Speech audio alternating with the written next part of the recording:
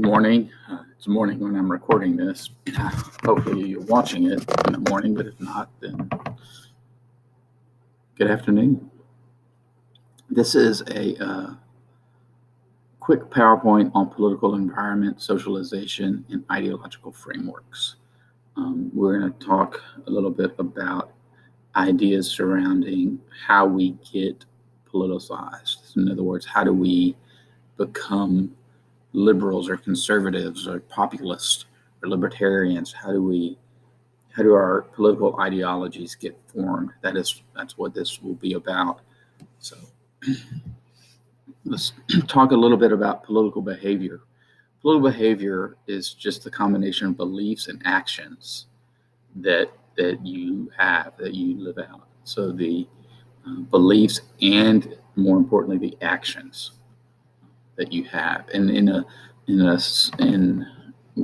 sense, when we look at that, we're looking at several things. We're looking at political ideology, we're looking at political beliefs, we're looking at political systems that create those beliefs, we're looking at the political culture that someone comes from. And so all of these things help make who we are, politically speaking. We look at, within that, the idea of environment, and the environment, the agents of political socialization, the personal characteristics that make that person up, the biological parts of that person, the personality of that person, their human nature. All of those pieces are things that we look at when we're looking at political beliefs and political behaviors and trying to determine why people behave the way they do. So to look more specifically at the environmental context around a person and their political beliefs, you kind of need to take into account everything that is outside the individual. So literally, the zip code you're raised in, the school you go to, the place of worship if you attend one, the group of friends that you associate with, do you participate in athletics? Literally everything outside the individual is considered the environment of that person. There are political elements in that. Political elements like the way the government works as well. So there are rules in this country. There are laws in this country. You can't run a stoplight. You can't drive drunk. There are government and procedures put in place that also line up with the environment. There are policies that we have as Americans, like public policies surrounding gun rights or health care, that have impacts on who we are. And then there are people within the political system, political events, the president getting COVID-19. That is a political element that literally helps to shape our lives. There are political actors. Nancy Pelosi trying to pass a stimulus bill that has impacts. So there are political actors and there are political events. There are policies, there are procedures that impact our environment. There are social and cultural systems. If you grew up on a farm in eastern Arkansas, it's going to be very different than you grew up in downtown Little Rock. And downtown Little Rock is very different than downtown Chicago. The education level that you attain, the education level that you reach. We will, in the coming weeks, be looking at a lot of data points about education and how education is a determinant in who you vote for and support politically. So economic elements, where do you fall in the economic pyramid? And then what does your democracy look like generally? Our style of representative democracy is very different than the United Kingdom's style of democracy, which is more of a parliamentarian democracy. And so all of those are environments because they're outside of you, right? They're shaping you from outside. And so as you kind of are challenged to be aware of your environment, those are things that are impacting your political views that you should be aware of. Your political behavior is kind of a larger encompassing thing where your beliefs, your personality, your human nature, those are all intrinsic. They are all within you, genetically there, or things that you have developed over time, habits and traits that you have learned over time. Um, you have sort of agents of socialization, which we'll talk more about in a minute, but just um, things that are socializing you, your environment, what we just talked about, and then sort of the actions that you do. All of those things work in a cycle and kind of help explain your political behavior. So when political scientists are interested in studying why people vote for who they vote for, how healthy is the political system, they're really looking at all of these characteristics, all of these things as part of political behavior. So what are some of the agents of political socialization? Well, families, schools, peer groups are all sort of the major go-to things, the events you participate in life. Also, the media that you consume. The media that you consume in terms of setting your agenda. So the media that you consume tells you what to think about and what is important. As you get notifications on your phone about something, this or that, or some other political thing, that's setting an agenda for you. That is triggering you into thinking that particular thing is important. And so political socialization is just that process through which we acquire an orientation to the political world around us. And when we acquire that process, that orientation, when we acquire that orientation to the political world around us, the people and things that are shaping that are family, schools, friends, the media through telling you what's important. These are things that are shaping that. And the more we can relate to that, the more we can understand that, the more we see that, the more informed we can be about our political choices.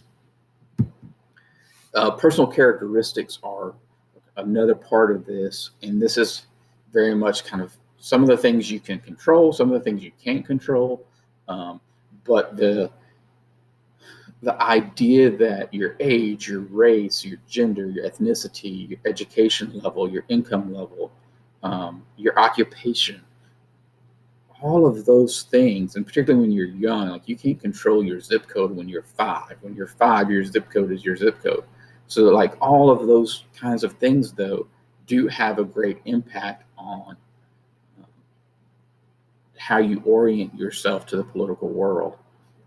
Now, added to that is the conversation about echo chambers that the woman in the TED Talk did the other day that you watched. That conversation with that woman that the woman had on the TED Talk about how echo chambers shape and filter our orientation to politics is really important here, because our personal characteristics put us in one camp.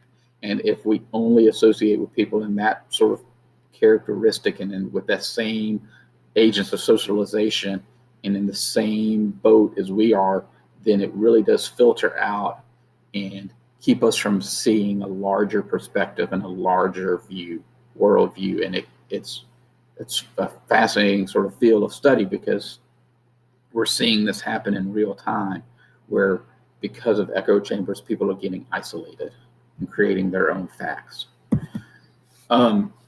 Political personality is just kind of the deeper dynamics that individuals have that affect their response to stimuli. So we're going to talk a little more about this at the end, but just the idea that how something is thrown at you impacts you because of all these things that I just mentioned: environment and socialization, characteristics. Because of all of those things, if I throw out abortion, let's discuss abortion. Some of you are going to respond to that political stimuli of abortion in a way where you want to pull back, you're going to get defensive, you're going to get angry, it's something you're very passionate about, one way or the other. Gun restrictions. Again, political stimuli is gun restrictions, guns. That's going to that is going to force people into a reaction. It's going to force them into a response. And so as we begin to sort of think about that as a part of this conversation, when you do at the end of this, when you do the assignment that's attached to this lecture, you're going to be taking a political test, and they're going to be asking, making these statements with political stimuli in each one. It's going to be important that you sort of, how do you respond? Some of them you won't have any sort of reaction to. They'll just be like, okay. But some of them will be, gut pounding. Some of them will be like, ooh, I'm really into that, or I really don't like that. So what then motivates a person? What drives that person to respond that way? And those are questions that we try to ask as political scientists, that we're curious about. What is it that made you have that reaction to abortion? Was it your socialization? Was it your genetics, your personality, your characteristics? What was it that drove you to have that visceral reaction to abortion? Those are the kinds of questions that we're trying to figure out. So even though environment and personal characteristics are not a complete explanation for most individual political behavior, they are a good starting point for us, right? This is a place where we can start. We can start looking at environment. We can start thinking about personal characteristics as we begin to explore political leanings and why we might lean a certain way. As we get further evolved in our studies, we obviously add more to that. But these things, environment, personal characteristics, socialization, these are part of the explanation of why people behave the way they do. So I want to now transition into 4 ways that the environment, socialization, etc., can funnel you into one of these 4 schools of thought. And the first one we're going to talk about is liberalism, liberals, which is people who are open to new behaviors or opinions, willing to discard traditional values, not opposed to new ideas or ways of behaving that are not traditional or widely accepted. Now, that's just kind of a Wikipedia definition, but you kind of get the gist.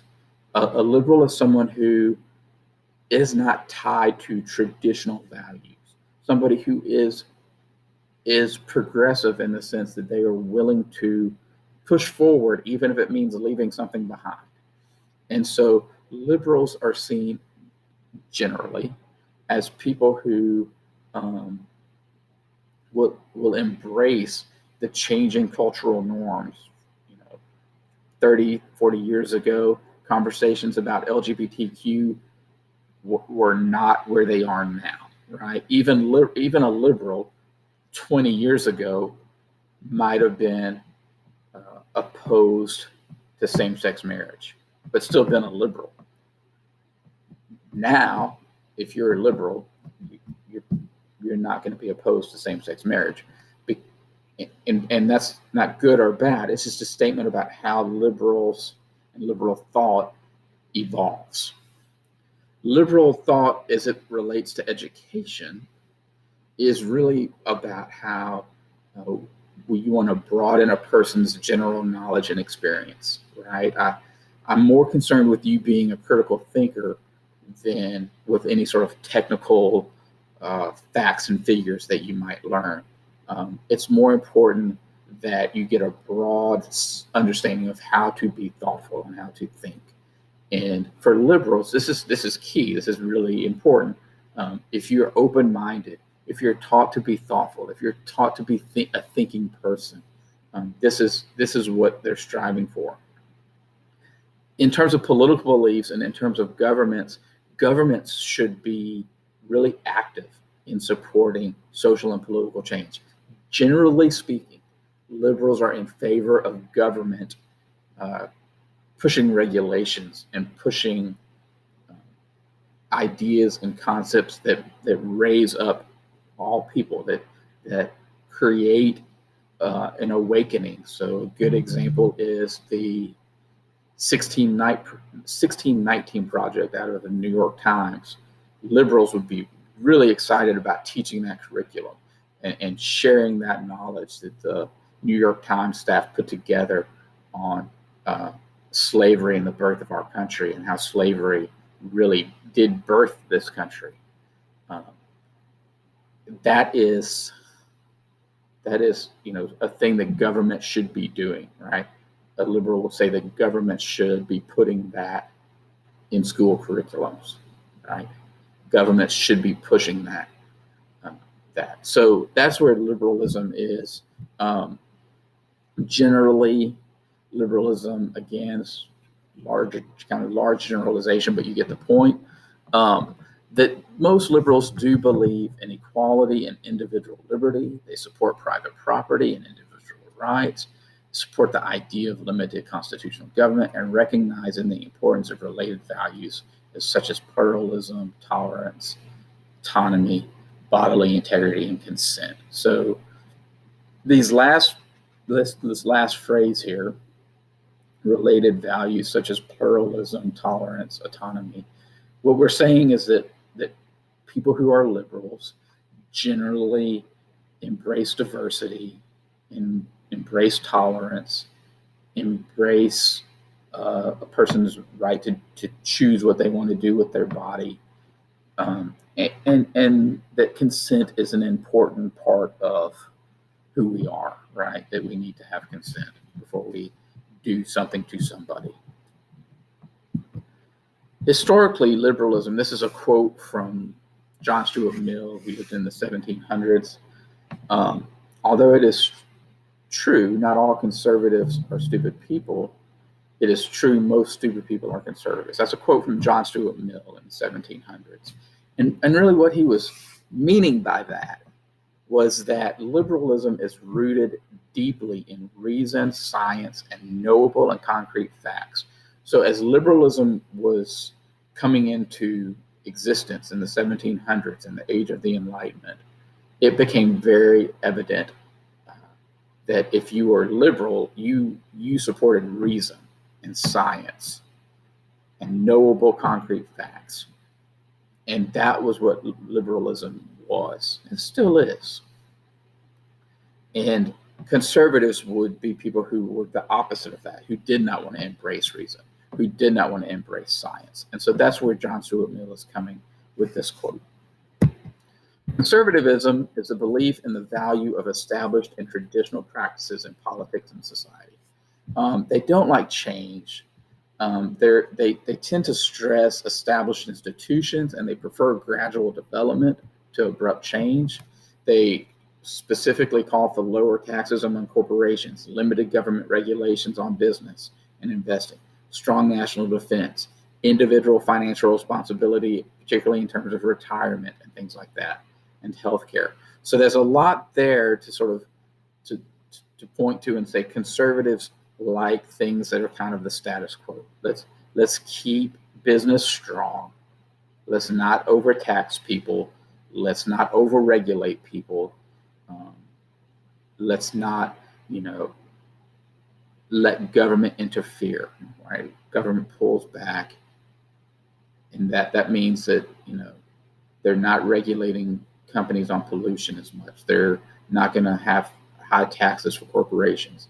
People should have their own retirement plan. That shouldn't be some kind of government retirement plan. That's ridiculous. So that's kind of generally what conservatives do, but it all goes back to their value, that they value the sort of established and traditional practices. That they don't like change. And that's a really big psychological hurdle. Conservatives are not a fan of change. These are some quotes from various conservatives who lived in the early 20th century. To be conservative then is to prefer the familiar to the unknown, to prefer the tried to the untried, fact to mystery, the actual to possible, the limited to the unbound, the near to the distant, the sufficient to the superabundant, and the convenient to the perfect, present laughter to utopian bliss. So Michael Oakenshaw is really summing it up well, like how conservatives like that familiar, known, entity, right? They want to stay in that sweet spot, that space where they know what is going on, the tried, the true, right? Um, and so anything that is seen from outside that window is scary and doesn't fit their worldview.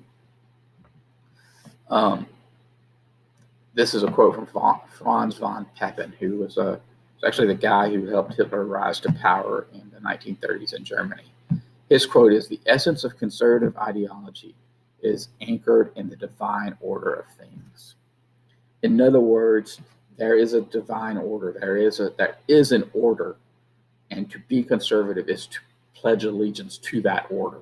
Anything that breaks that order up or challenges that order or pushes that order into something else is frowned upon. Is not you do not want to engage in that.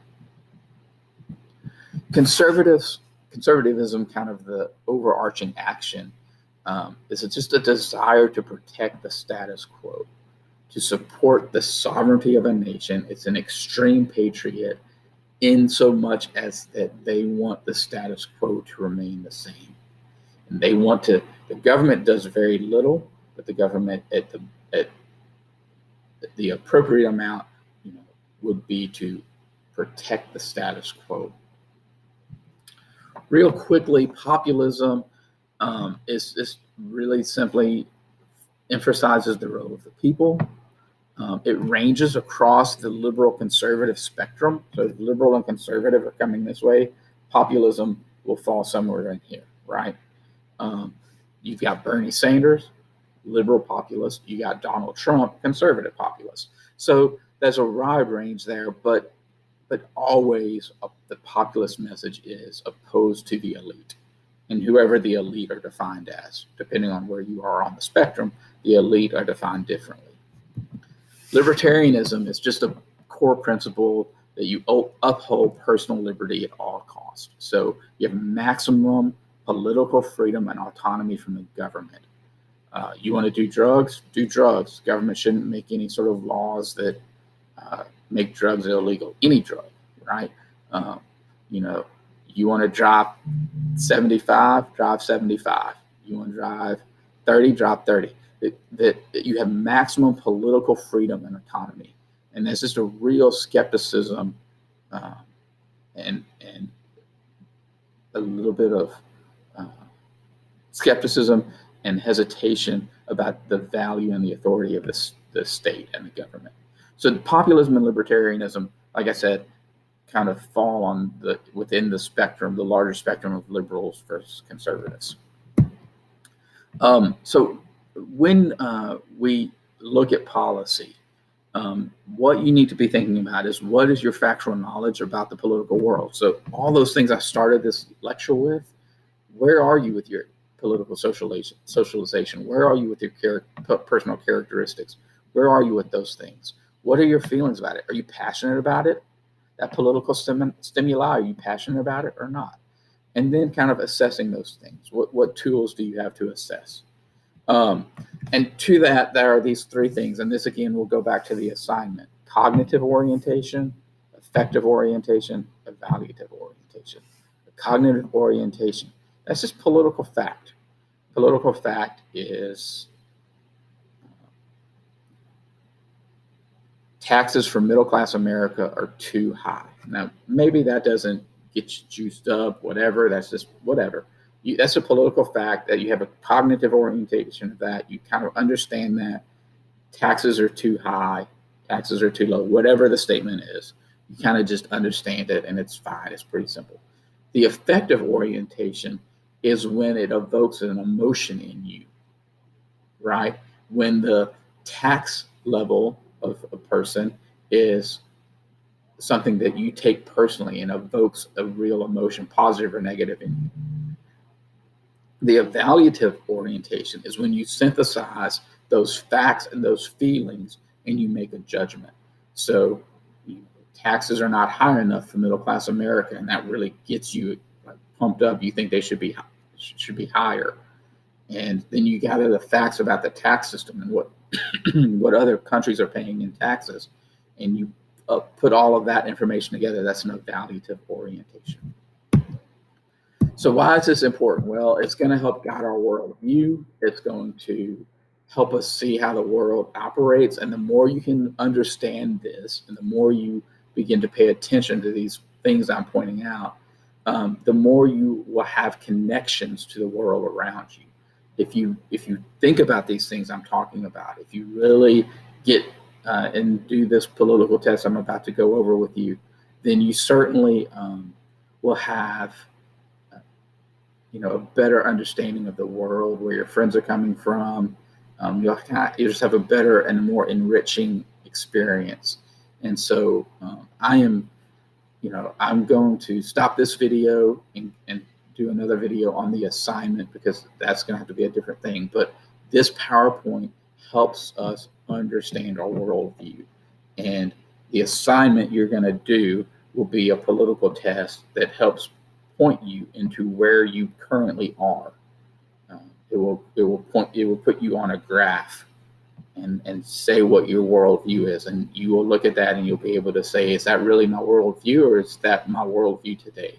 So I hope that you will join me for the other video and watch that. Like I said, we will make another video for that, and be looking for that on Schoolology. Hope you have a good day.